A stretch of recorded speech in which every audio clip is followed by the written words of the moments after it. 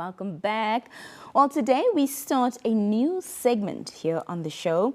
And for that, I'm joined by Mureti, Daily Roundup producer. So Uri, welcome first of all, and then tell us what we're unpacking tonight. Hi, Nina. Hi, Nina. How are you? I'm good, thank you. The Daily Roundup with Nina is introducing hot topics where we unpack the biggest news stories making headlines in Namibia, dig deeper into the issues behind them. This week's hot topic is heartbreaking. A woman searching for a place to stay with her son, 5-year-old son, fell victim to a housing scam and tragically lost her life in the process. These tragic incidents highlight several issues, such as the ongoing housing crisis that forces people to desperate measures, scams as well, because there are about 30 cases that are apparently unsolved. That's right. And that are still under investigation. And why? Lack of accountability. Yes, a lack of, yes. Why these cases still under investigation is what we want to unpack. So, of course, we're just having a tete-a-tete between the two of us, and we felt that this is really a topic that was important to touch on because it's so multifaceted. It touches on a greater issue other than just the crime levels within the country. And right at the top of that list for me, Uri, is this ongoing housing crisis that force people into these desperate measures. And we must preface this by saying that, yes, we don't know all the details. We've not read a police report, so we are 100% speaking under correction. This is just what we've seen within the media and, you know, in the newspapers and on radio and what's been shared there. And allegedly, this young lady had gone to look for a place to stay with her 5-year-old son and her friend. And her friend, and you know, this evil befell her. And it talks about the desperation that many Namibians can attest to and can tell you about when it comes to looking for a place to live within the city. The competition is so tight. Very. Number one, the competition is tight. Secondly, the prices are high. The prices are sky high. So people have to walk around with this, sometimes walk around with these cash deposits, because you have to put down this deposit to get a place to stay. And because since you're in such a large market and people are looking for a place to stay as well, about 10 people will come view the same house as you are. So now you're forced to, okay, some are forced to now walk around with this cash that puts them at a very vulnerable 100% state. 100%. It also actually brings up a question of ethics for me when it comes to real estate agents and property owners. Because why would you have a viewing, you know, at a certain time, you've invited somebody for a viewing, and when the individual shows up, there's actually 10, 12 other people or households that have come to view the same place. And I'm saying this because this has happened to me just last week, where I went to view a place. I thought I was going to be the only one viewing, and there were like 10, 11 other people that were also viewing the same property at the same time. When we got there, the real estate agent wasn't there yet. We in fact had to queue our cars like this and wait for her to get there. And then everybody got the viewing at the same time. And I thought, what if a scuffle or argument breaks out here? If somebody says, no, I'm going to take it, and the other person's like, no, but I already, you know, and these two people, so like, where's the ethics in what you are doing? I understand the desperation is on our side as consumers that we want a place to live, but what's the desperation on the real estate agent's end? You understand? And also talking about the real estate agents, you also think, why isn't there a type of directory, you know, that people can find online, unless there is, and I don't know about it. Why isn't it there, so we can know who is what and what do they do and what company do they work for, to keep this accountability as well. In terms of who am I working with, and if anything happens to me, who can be contacted, and all that. So you mean like sort of a database that verifies the real estate agents, so you can see if they're on that database, they're qualified to do, you know, this job within the industry. Is that what you mean? Yes, that would be perfect. Well, there has been, you know, talk about that, I think years ago, not too long ago, maybe 2 or 3 years ago, when there was this influx of people coming onto the scene and claiming to be real estate agents, and they're not really qualified agents. And what I think is the real estate board, because we do have a board like that within Namibia, they came out and said it is your right as a potential, future house owner or somebody that's looking for to rent as a tenant.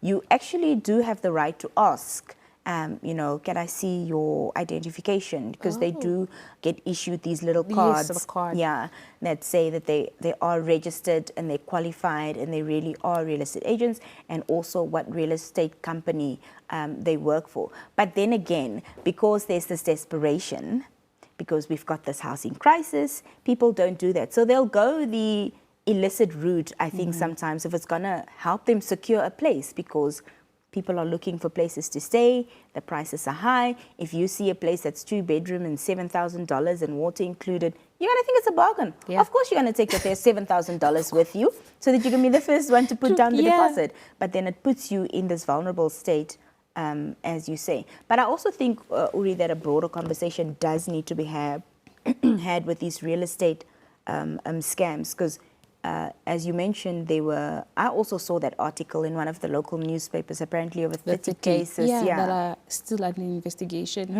I mean, okay, the police should come forward and alert the public on these things.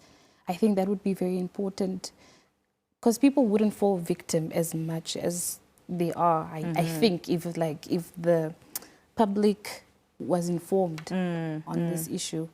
Because 30 is not a small number to start with. And as you say, that was the first time I heard of it when I saw that news article as well. So it does beg the question, why were we not alerted? Why were we not informed? Yes. Why was there no public communication, perhaps from law enforcement side, to say, we've seen an increase of this happening. Many people have come through and said that they've been scammed in this and this and this manner, and it's all very similar. There is a pattern. So we want to let the public know, please be on the lookout for A, B, C, D. Definitely, a definite is that the reins need to be tightened. Yes. I just don't know where the reins need to be tightened, perhaps on both ends, with law enforcement, and also definitely with the individuals that find themselves as professionals within the real estate industry. I don't know how it's going to be done, but what unfolded here with this young woman who lost her life in front of her son is unacceptable. And imagine the traumatic experience that this boy went through, and what impact it's going to have, we wouldn't know, but it's really traumatic.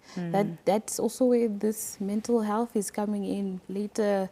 Like, psychologists have to really, or social workers should also look into that, especially into this case, because it's really heartbreaking to watch your mom.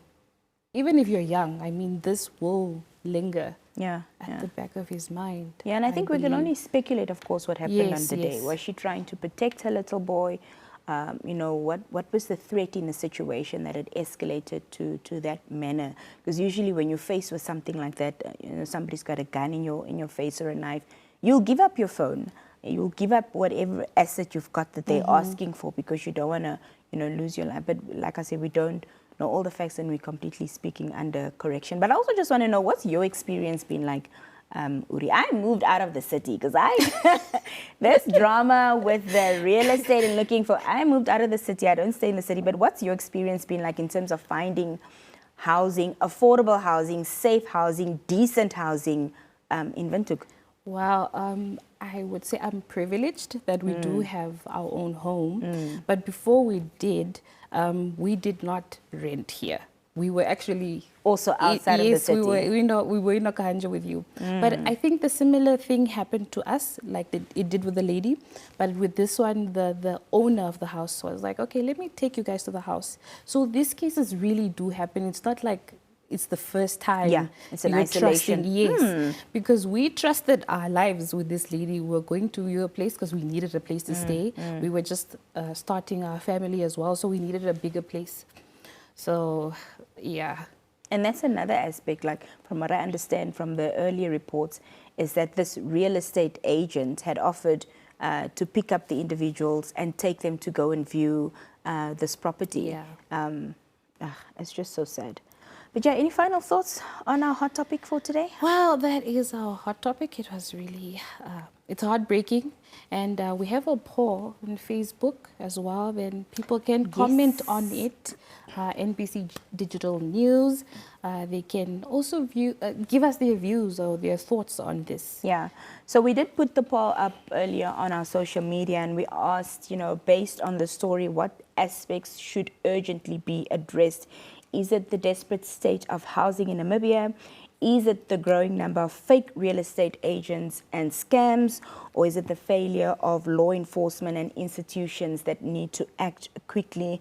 And by a landslide, most people voted that it's the desperate state of housing in Namibia. And I think I can add my nod in agreement to that as well. Secondly, high up on the poll was the failure of law enforcement and institutions to act quickly. And then lastly, the growing number of fake real estate agents and scams. One life lost in this manner is one life too many. So I hope that we don't see a repeat of this ever again. And I think there should also be regulations as to, okay, this area should cost this much, and how much should it be, and what other areas should cost. I think there should be some type of regulation as to what type of neighborhood needs to be given what type of amount.